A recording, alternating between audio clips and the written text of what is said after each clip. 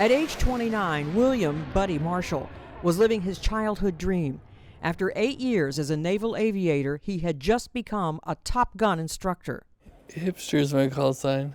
But 6 months into his new position, a driver fleeing police slammed into Buddy's car at 100 miles an hour. He doesn't even remember the accident.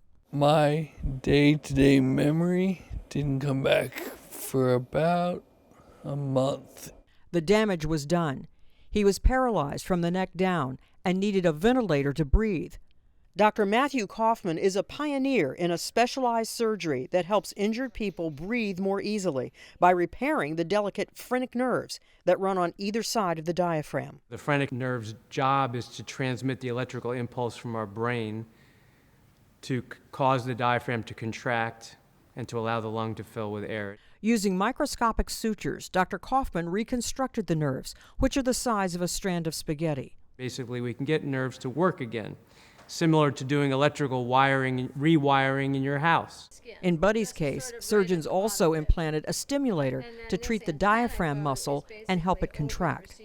While Buddy hasn't regained mobility in the 7 years since the accident, the phrenic nerve graft has improved his quality of life. Just ease of living with spinal cord injury, being able to be off the vent when I need to, is huge.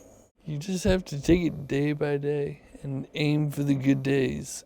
And believe that medical advances will allow injured bodies to continue to heal. I'm Marty Salt reporting.